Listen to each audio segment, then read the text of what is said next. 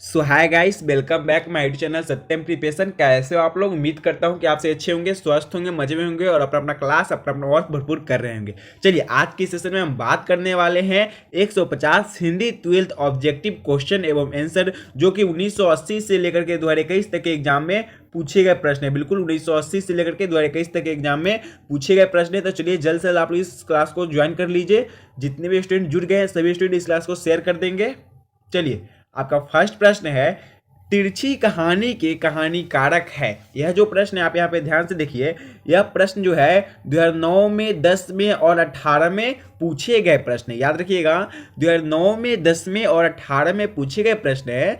तिरछी कहानी के कहानीकारक का नाम। तो तिरछी कहानी के कहानीकारक का नाम जो है वह है उदय प्रकाश। ठीक है, याद रखिएगा, उदय प्रकाश जी द्वारा लिखा गया है तिरछी कहानी। ठीक है, तो आपका ऑप्शन सी है उदय प्रकाश, जो कि तिरछी कहानी के कहानीकारक है। याद रखिएगा, किस कहानी के कहानीकारक है उदय प्रकाश? तो तिरछी कहानी के कहानीकारक है उदय प्रकाश। चलिए, अगला प्रश्न देखते हैं। अगला प्रश्न है क्या?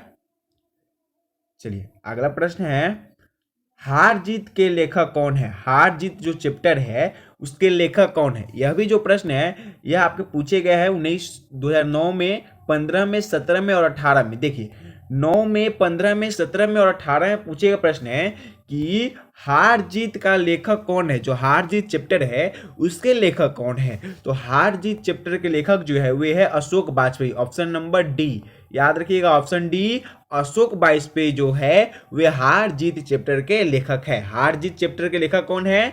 तो हार जीत चैप्टर के लेखक अशोक वाजपेयी है।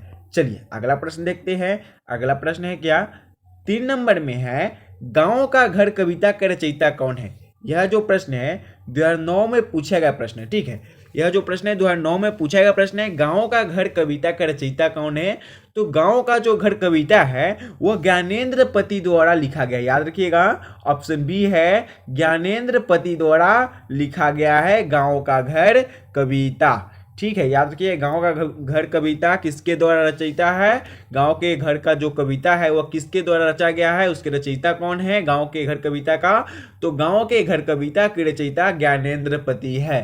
कौन है? ज्ञानेंद्र पति है। यह जो प्रश्न है 2009 से लेकर के 2021 तक के एग्जाम में जो भी प्रश्न पूछे गए सभी यहाँ पे लाया गया। ठीक है, और 2009 से लेकर के 1980 तक के जो प्रश्न है, ठीक है, उन सभी प्रश्नों को पार्ट 1 में करके दे दिया गया है। आप लोग जाकर के देख लीजिएगा। अगर अभी तक मेरे उस वीडियो को नहीं देखे होंगे तो लिंक आपको डिस्क्रिप्शन में मिल जाएगा। टेलीग्राम चैनल का लिंक आपको डिस्क्रिप्शन में मिल जाएगा। पीडीएफ बिल्कुल फ्री, आप डिस्क्रिप्शन में टेलीग्राम चैनल है उसका लिंक है, ज्वाइन कर लीजिएगा। आप बिल्कुल फ्री पीडीएफ ले सकते हो। चलिए, 4 नंबर में है, गांव का घर शीर्षक कविता किस कविता संग्रह की है? क्या कर रहा है? गांव का घर शीर्षक कविता किस कविता संग्रह की है? यह जो प्रश्न है 2019 ईस्वी में पूछा गया। ठीक है, सॉरी, हमको कहने में कुछ गलत हो गई है। 2019 में पूछा गया प्रश्न है, गांव का घर शीर्षक कविता किस कविता संग्रह की है? तो यह जो है संशयनात्मक जो कविता है, ठीक है, संशयनात्मक, उसी संग्रह से ली गई है गांव का घर शीर्षक कविता। याद रखिएगा, गांव का घर शीर्षक कविता किस संग्रह से ली गई है? तो गांव का घर शीर्षक कविता संशयनात्मक कविता संग्रह से ली गई है। कहां से ली गई है? संशयनात्मक कविता संग्रह से ली गई है गांव का घर कविता।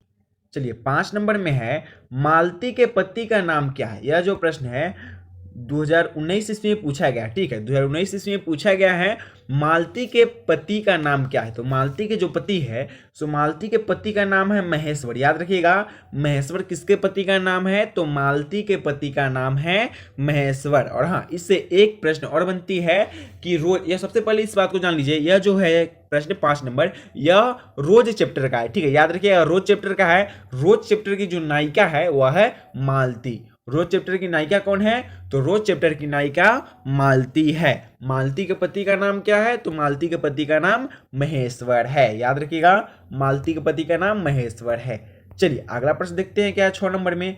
6 नंबर में है, रोज कहानी के कहानीकारक कौन है? ठीक है, रोज जो कहानी है उसके कहानीकारक कौन है? यह जो प्रश्न है 2009 में, 11 में, 14 में और 19 में पूछा गया है। तो रोज कहानी के जो कहानीकारक है उसका पूरा नाम है सच्चिदानंद हीरानंद वात्स्यज्ञ। याद रखिएगा, सच्चिदानंद हीरानंद वात्स्यज्ञ, इनका शॉर्ट नाम है अज्ञे जी।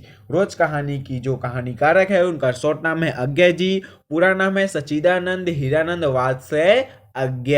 याद रखिएगा, सच्चिदानंद हीरानंद वात्स्यज्ञ किनका नाम है? तो रोज कहानी के कहानीकारक का नाम है। 7 नंबर में है एक लेख और एक पत्र के रचनाकारक है। एक लेख और एक पत्र के रचनाकारक है। यह जो प्रश्न है 12 में, 13 में और 18 में पूछे गए प्रश्न है। तो एक लेखक और एक पत्र कहानी के कहानीकारक है भगत सिंह। याद रखिएगा, कौन है? भगत सिंह जी है एक लेखक और एक पत्र के रचनाकारक। ठीक है, चलिए अगला प्रश्न देखते हैं। अगला प्रश्न है 8 नंबर में, रोज कहानी की नायिका कौन है? रोज जो कहानी है उसकी नायिका कौन है? यह जो प्रश्न 18 में पूछा गया प्रश्न है और अभी अभी हम इसका आंसर दिए हैं। 5 नंबर प्रश्न में रोज कहानी की नायिका जो है वह है मालती। याद रखिएगा, मालती के पति का नाम क्या है? महेश्वर। रोज कहानी की नायिका कौन है? मालती है। याद रखिएगा, रोज कहानी की नायिका मालती है, मालती के पति का नाम है महेश्वर। चलिए अगला प्रश्न देखते हैं 9 नंबर में। 9 नंबर में है इनमें से प्रेम की पीर के कवि कौन है? क्या कर रहा है? इनमें से प्रेम की पीर के कवि कौन है? यह जो प्रश्न है आपके 18 में पूछा गया प्रश्न है। तो धनानंद जो है वे ही प्रेम के पीर के कवि है। याद रखिएगा, धनानंद प्रेम के पीर के कवि है। ठीक है, याद रखिएगा, धनानंद क्या है? प्रेम के पीर के कवि है। प्रेम की पीर के कवि कौन है? धनानंद। चलिए 10 नंबर में है संपूर्ण क्रांति का नारा किसने दिया? यह तो बहुत इजी प्रश्न है। बहुत से एग्जाम है कंपटीशन लेवल का, आईआईटी या फिर IIT JEE Mains, ITI, polytechnic, जो भी प्रश्न है, जो भी एग्जाम होती है सभी में इस तरह का प्रश्न आता है नारा से। तो संपूर्ण क्रांति का नारा जो है वे किसने दिया? यह 18 में पूछा गया प्रश्न है। तो जयप्रकाश नारायण, जेपी जी। याद रखिएगा, जेपी जी जो है उन्हीं का पूरा नाम है जयप्रकाश नारायण, जिनके नाम पर पटना का अंतर्राष्ट्रीय हवाई अड्डा है। याद रखिएगा, जेपी जी के नाम पर ही पटना का अंतर्राष्ट्रीय हवाई अड्डा है। चलिए अगला प्रश्न देखते हैं। अगला प्रश्न है क्या? इससे पहले थोड़ी सी स्क्रीनशॉट लिए हैं, समय लगेगा। हाँ, चलिए अगला प्रश्न देखते हैं। अगला प्रश्न जो है 11 में है पुत्र वियोग किसका रचना है? पुत्र वियोग जो है वह किसके द्वारा लिखा गया, किसका रचना है? यह जो प्रश्न है 10 में, 11 में, 12 में, 14 में और 18 में पूछा गया प्रश्न है।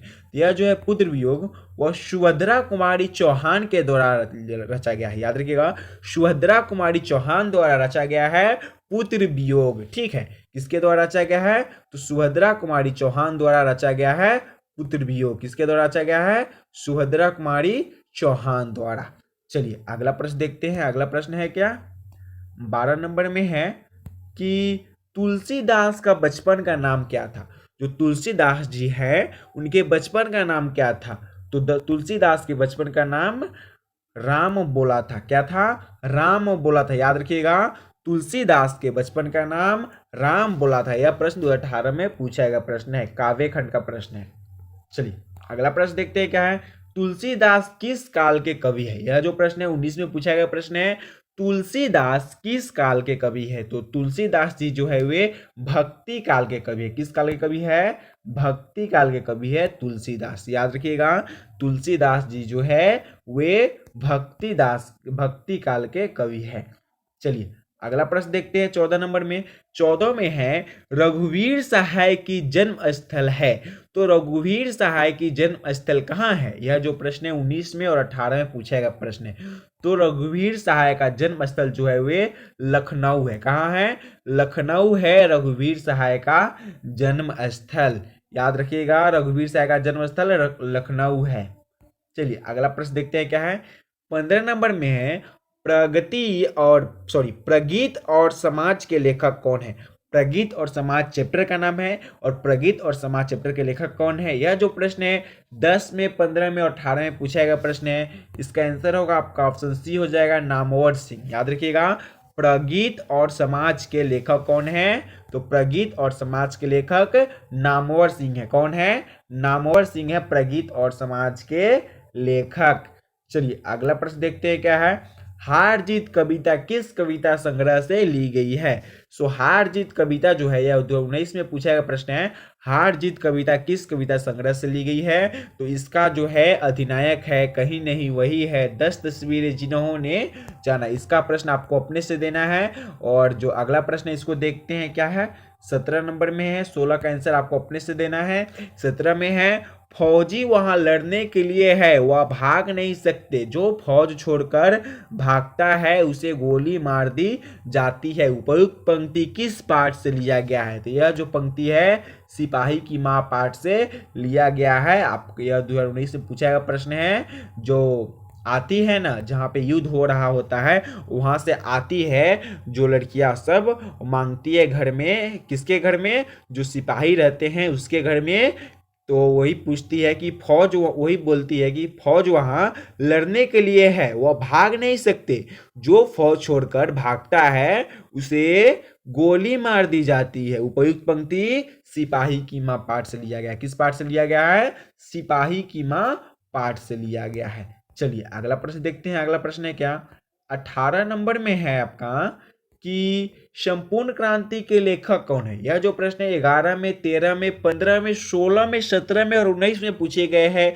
हो सकता है कि 21 में भी पूछ दे। क्या कर रहा है? संपूर्ण क्रांति के लेखक कौन है? तो जैसा कि हमने बताया संपूर्ण क्रांति का नारा किसने दिया था? जयप्रकाश नारायण। तो संपूर्ण क्रांति के लेखक भी जयप्रकाश नारायण अर्थात जेपीजी है। याद रखिएगा, जिनके नाम पर पटना का अंतर्राष्ट्रीय हवाई अड्डा है, जयप्रकाश नारायण अंतर्राष्ट्रीय हवाई अड्डा।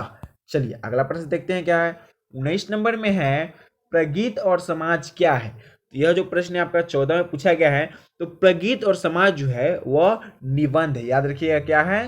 प्रगीत और समाज निबंध है। क्या है? प्रगीत और समाज निबंध है। चलिए अगला प्रश्न देखते हैं। 20 नंबर में क्या है?